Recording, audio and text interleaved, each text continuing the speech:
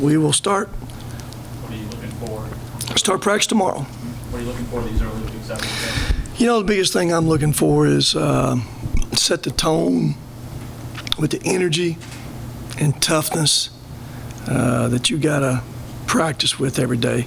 I'm not worried about mistakes. I'm worried about just getting everybody's intensity where it's got to be and getting them to understand, you know, the focus and the concentration and the ability to listen and the ability to change from drill to drill and the chaos of the game, the speed of the game. You know, they hear me say this all the time. You know, the bus don't wait on you, the game don't wait on you, and life don't wait on you. And we got to get kids at that point where they understand the pace you got to do things at. What sort of improvements have you seen the guys make over the summer? Well, as you well know, you know, we haven't had them all here all summer. You know, we put our last piece in here, what was it, 3 weeks ago? 3.5 weeks ago. So we've had different pieces come at different times. You know, we had several of them in here, you know, in that July session. But it was a time then, you know, basically I'm on the road recruiting for that month, and there's a lot of individual shooting, those kind of things. So really hadn't had a chance to spend that kind of time with them. You know, since school started, again, recruiting was something we had to do here early and be on this road from a contact standpoint. And we've been working these individuals in, you know, 3 times a week, 40 minutes at a time. And, you know, I think there's no question I see some improvement in some guys, but we really hadn't tried to raise that intensity the way it's got to be raised, and that'll start tomorrow. How's recruiting been going? Hey, Chad, you never know about recruiting until it's done. So first off, you know, I can't talk about it. You guys know more about it than probably I do. But I think it's very obvious we made some inroads, but we have to continue to recruit, and we're going to recruit every day. That's something that's a part of us, and won't be a day go by we don't talk about recruiting or you know, trying to figure some other things out. And I think at this point, you know, right now, I kind of want to step back and take a little bit of a deep breath and see what I've got. Evaluate my team, evaluate our pieces, and see where we're at. You know, I know I have, you know, 5 scholarships for sure because there's 5 seniors.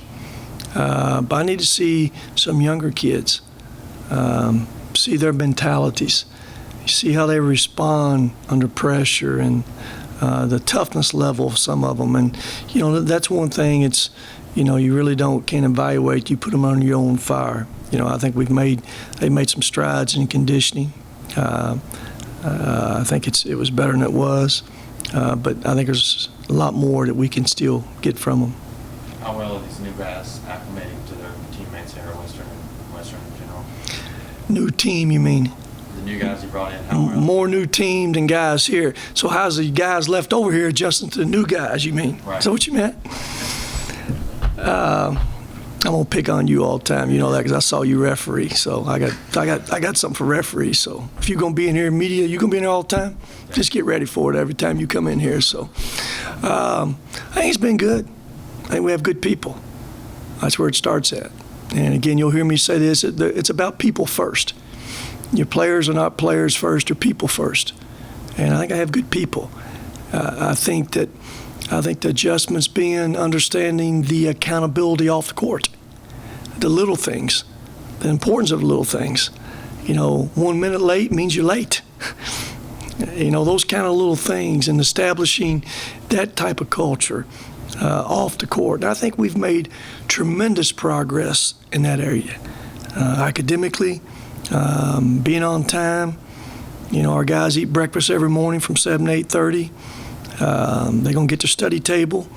And again, the best lesson I could have been able to taught a team happened my first day, which I loved it. I had 2 freshmen that was a minute late for class. I loved it. There's not a better example to set right off the bat. You know, for them, a minute really never in the past meant anything. Well, all of a sudden, you're late. There's no 1 minute forgiven. Like I say, the game don't forgive you. The game don't wait on you. And it's about establishing that off the court. I think we've made tremendous strides there. I'm proud of what our kids have done there. When the head coach is out of town, when I can come back into town each week and talk to my team on Monday, and I've had no absences. I've had nobody late for breakfast. I've had nobody that didn't get their 6 hours of study table. That's a good week. That tells me as much, it shows me what I need to know, what's happening off the court. These guys are getting it some. That'll carry over to the court. Now I'll start that this week. You know, the details of what you got to do between those lines. And like I say, you can't turn it on, you can't turn it off. Can't take shortcuts off the court and not do it on the court. And we try to build that consistency in their personal life every day. So we do. Can you tell us about Pancake, Thomas? Well, probably the first thing I need to clear up, and y'all can ask him this, because I know it's going to get asked a bunch. Where did the name Pancake come from? Well, that was one of the first questions I want to know when I got with him. He got that name from his grandmother, because he used to sit there and just shove pancakes in his mouth. So she named him Pancake. Thing I know about Pancake, little time I've been around him, seen him, he's a hard worker. He's dedicated. He's in his gym every morning. You know, I get in here at 6:30. He's already been here at 6 o'clock getting up shots. He's shown some leadership. He has ability to make shots. You know, I think his biggest adjustment would be, and I've talked to him about in the recruiting process, is, you know, I'm going to help you become a better player. You can't be who you are. You know, everybody look at you and they talk about your ability to shoot the ball and score the ball. Well, they need to look at you and talk about, hey, how hard that guy plays, how hard Pancake defends, toughness he plays with. That's the area probably that lots of times guys who really depend on that jump shot a lot, you know, maybe don't focus on that as much. We got to get that side of the ball where it needs to be to improve his game. Improves his game, it makes us better. How does what he does on the court kind of mix in with what Q and Junior? How do their games all complement each other? Well, remember, I hadn't had a practice yet. But there's one thing he does that complements anybody that plays the game well, where it's a post guy, where it's a point guard, where it's another guard out there, shoots the basketball. He can make shots. And there's no question going through all the drills since he got here in September, and we chart every shot. He's had some really remarkable shooting performances as far as making shots that I've seen in individual workouts. So I think he's a great piece. You know, him and Q both, I think, can make shots, and I think it expands the floor and spreads the floor for a guy like Junior and your point guard, and it makes your post guys better. You know, hey, at the end of the day, you know, we're going to defend and we're going to rebound. That's a challenge to this group, getting some of these 50-year guys to do that. But at the same time, you got to be able to make shots. You know, you got to put the ball in the hole. And the game has changed so much that shot clock and ability of people to guard, guys who can jump up and make a shot, that's a very important, very valuable, you know, abilities they have. And I think he's got that ability. Coach, kind of bouncing off that, you said, you know, defend and rebound are the things, of course, the team will do. But do you have a vision for maybe the style of play you hope to have once you get them on the court, maybe going fast or slow? You know, my style's kind of the same all the time. Like I tell my guys all the time, you have no freedom. You have no freedom, no flexibility off the court for me. What I mean by that, I mean, we got this simple saying, do what you're supposed to do when you're supposed to do it with the best effort and attitude possible. And excuse is unacceptable. Then there's accountability. I mean, you're going to go to class, you're going to go to study table, you're going to do all those things. Defending and rebounding, you got no freedom. You don't make decisions there. We're going to do those things. The place you have freedom in our program is offensively. We're going to give you some freedom offensively. Go play. And that's where guys want freedom. You know, mentally, we're going to be consistent what we've done. We're going to defend. We're going to rebound. If we can score in transition, we'll score in transition every time. But good teams aren't going to let you do that. So if you're asking how I prefer to play, we won't play fast. We won't play quick. But at the same time, we're going to defend and rebound every possession. And I've said this. Y'all have heard me say this. Everybody's good at home. Everybody. whatever team you play, don't matter what sport it is, everybody's good at home. It's the teams that can go on the road and win are the teams that win championships. And that's where that fine line is magnified, on that road. And you got to do it with just us. You don't have no artificial noisemakers giving you that artificial energy that you have at home. And again, everything is squeezed down on the road. That's why we try to squeeze it down every day off the court. We try to make practice so much harder in the game. And they hear us talk every day. Is that effort good enough to win on the road? Is that a championship effort? If it's not good enough. And again, I think there's two things, and all you guys who've played ball, it's nothing new. Your junior high coaches and high school coaches have told you, hey, if you're going to win, you got to defend and rebound. And if you're going to win championships. And again, those are things that you can take on the road with you every game, the ability to defend and rebound. So, you guys know this. Our schedule, we got a challenging schedule. So if there's ever opportunity for that philosophy to be tested and to be true, we get that opportunity. Make sure I'm right on this, Zach. And if you guys have even studied it, our first 9 out of our 12 games are on the road. Is that correct? You all tell me in another Division I program in the country that 9 out of the first 12 is on the road. Not many. So it's going to be an opportunity for us. We're not going to look at the negatives of it. I even went and scheduled. I didn't have a lot to do with a lot of scheduling, except there was a couple, 2 or 3 games left. But I went ahead and I went on the road to one of the toughest places in the country to go, St. Mary's. 29-5 last year and got the top 8 guys back. But something's going to make us better. We're not going to be afraid of competition. Because to win a championship, where we got to win it at? Is it played in Diddle? It's played on the road, isn't it? So we're going to prepare ourselves. We'll have plenty of opportunities to prepare ourselves with our schedule to go on the road and play. That's for sure. Future scheduling, have you had any chance to make headway with our in-state schools?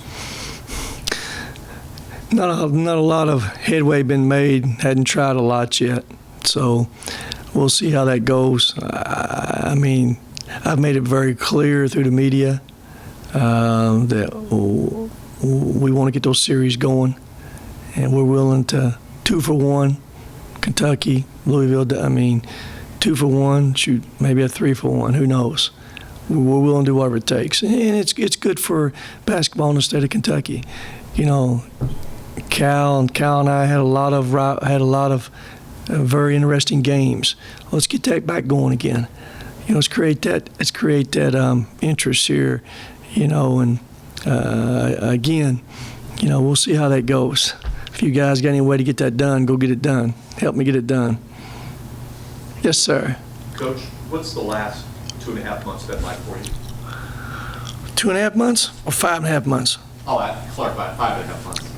It's been different. As you guys well know, it was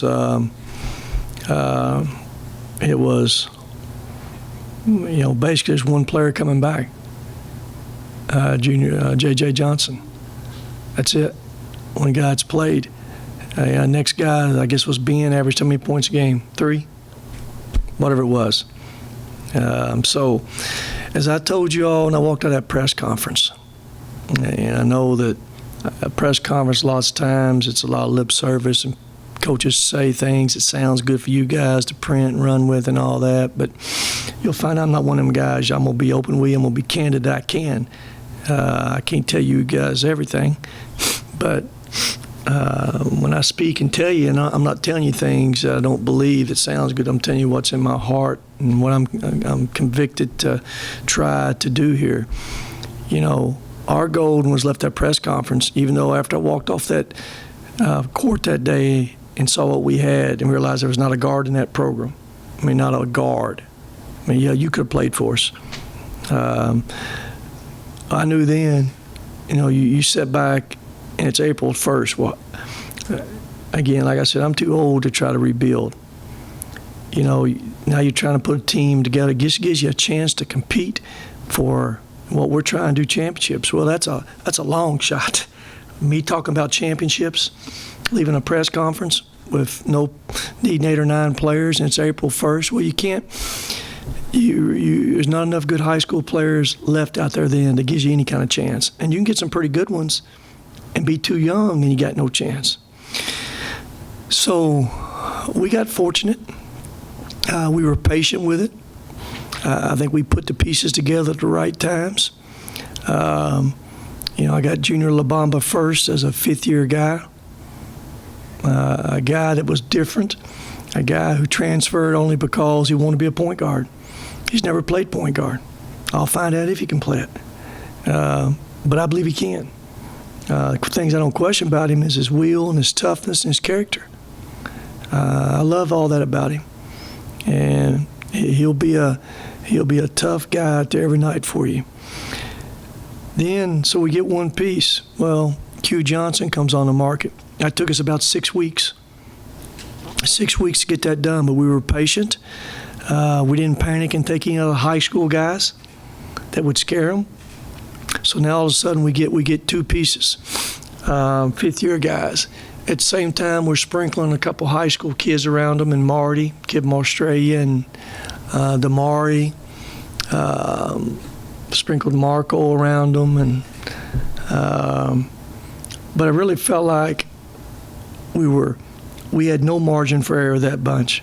We needed another piece. There was rumors back in March that Pancake was going to graduate and transfer in March, but it never materialized until late August. And again, we got the first visit, then he took 5 of them. I mean, it was a long, drawn-out process.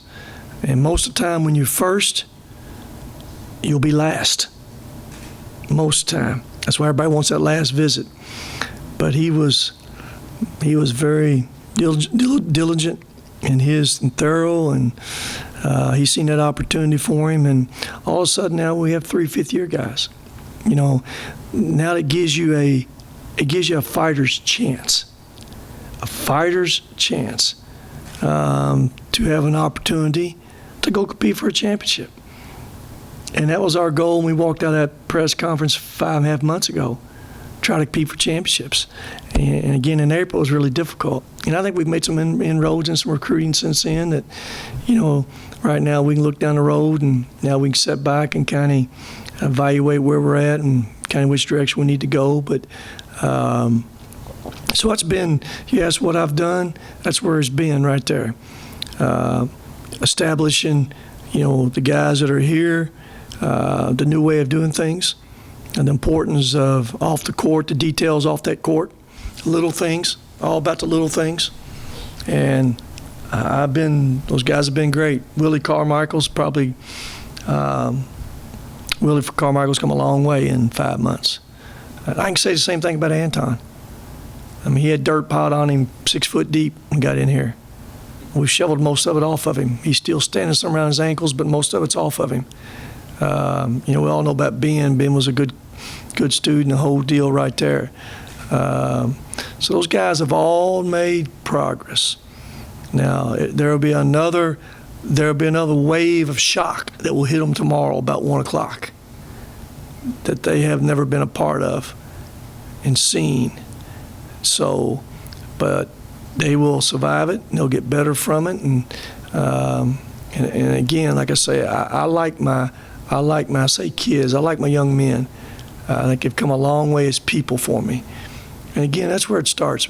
That's where it starts. It's hard to take bad kids and everything that we demand from them. It's hard for it to work. Good people they'll find ways, and you'll be amazed. A lot of kids, they want structure. They want that discipline. And again, the biggest thing is just accountability. You just gotta have accountability. I tell my guys all the time,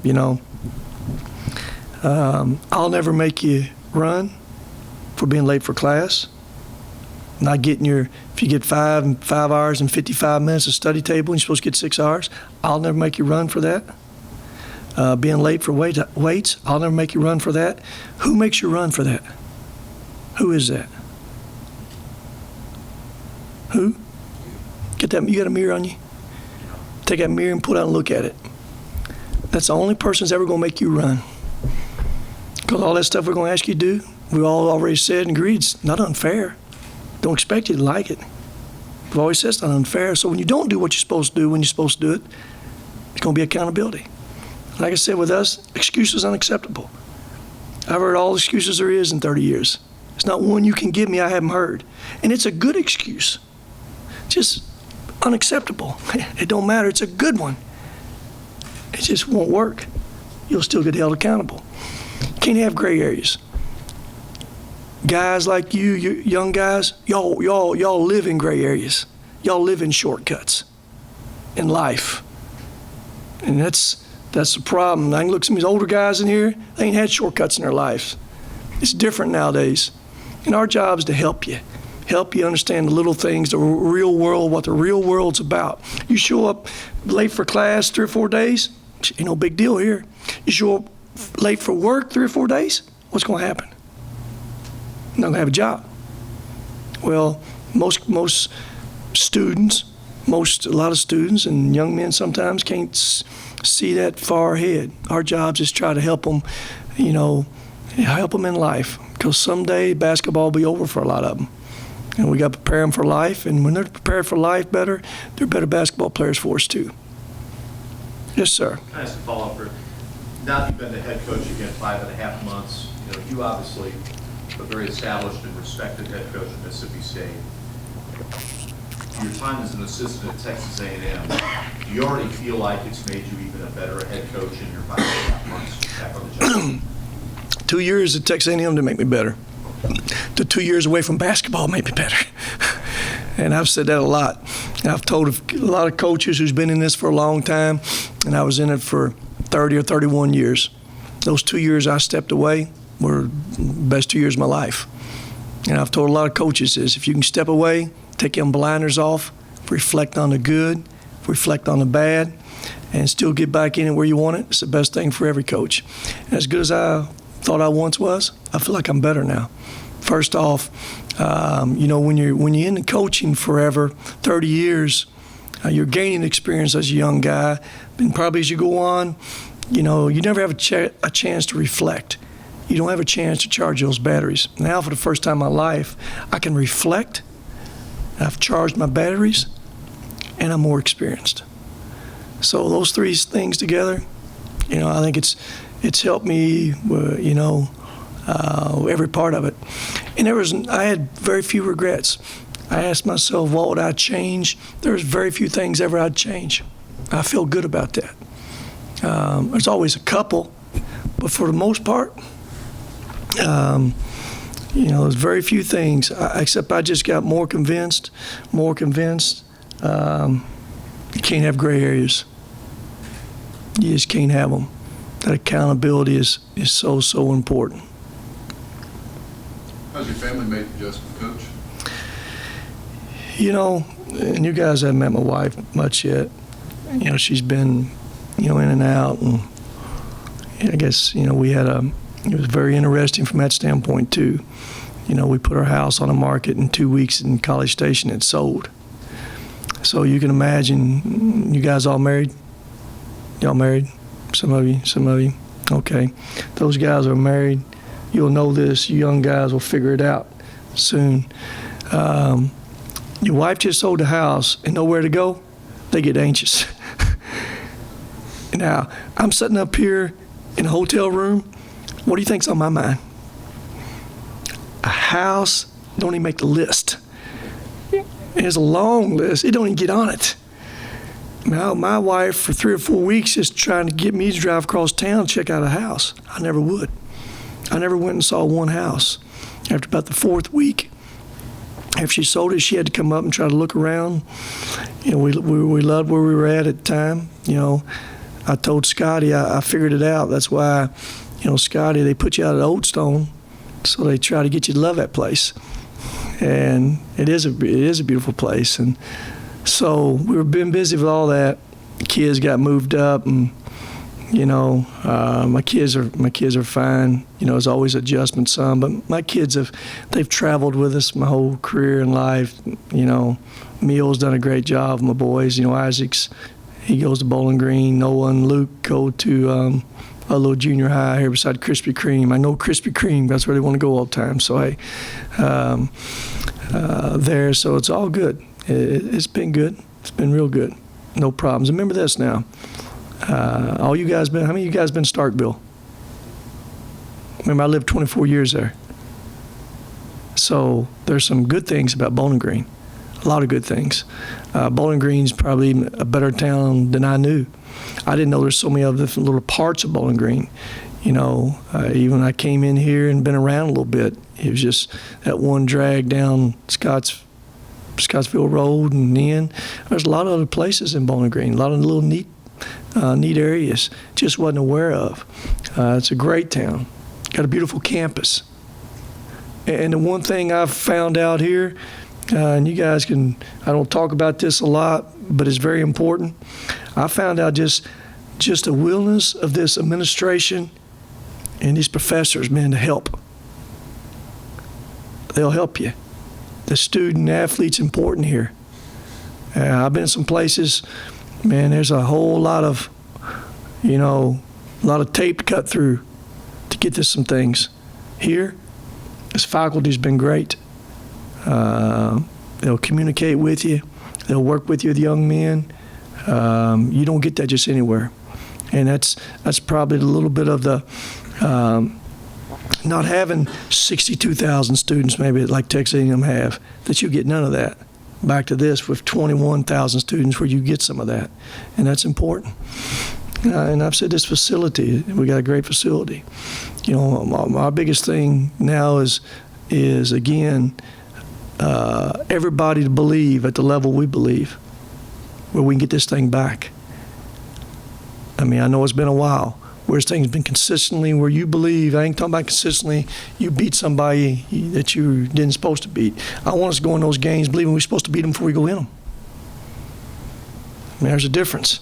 Beating somebody, man, you're on cloud nine because you beat them. Well, I want us going in those games believing we're supposed to beat those cats before we go in those games. And changing the mindset of our, you know, of the fans some.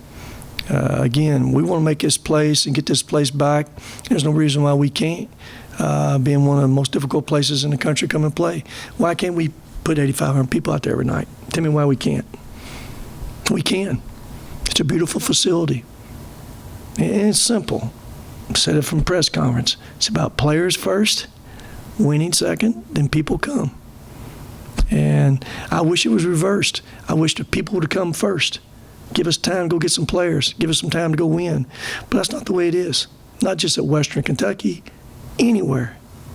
But I'm going to keep saying this. If you don't have your tickets, you better go get them. Because there's going to come time real soon, there won't be no tickets. And I said that when I walked out my press conference. And I think in 5.5 months, I hope some of you are all starting to see it and feel it and believe just a little bit. Just a little bit. Tell us about Lamonte Beard and what sort of things he's going to add to the program over the next few years. Well, we'll see with Lamonte. You know, Lamonte's kind of he's my challenge one right now from a standpoint of, you know, making sure all the little T's and I's and details are right off the court. Talent-wise, no question. I ain't seen much of him. I've seen enough of him. Talent-wise, he's got talent. What sort of talent you see that made you want to add him to the program? Oh, yeah. I mean, there's no question about that. If we can get his strength level where it needs to be, if we can get his discipline in his personal life where it needs to be, and like I told him, I'm not going to let him shortcut the system. Because the system will shortcut you at the end. You know, what's that mean? What's that mean? System shortcut you at the end. Shortcut us. The system will shortcut you. These things will catch up to you.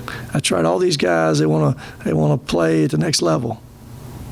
Well, if you shortcut it while you're going through it, at the end that comes that time, it won't be there for you. So you better make sure you do all the little things to give you an opportunity to be the best you can be, and that's what we got to keep him understanding. But talent-wise, no, he's got lots and lots of talent, no question. Anything else? Chad, you didn't ask me a question. Yeah, go ahead. I got you. Oh, I've asked you a couple. Have you? Yeah. Go ahead. You got. Rick, I was not here when your coaching staff got hired. What do you like about your, Where was you at? I came from Indiana, Whereabouts? Terre Haute and West Lafayette. We going back to Indiana State. Yes, sir. Where'd you graduate from? University of Iowa. Okay. All right. What's your question?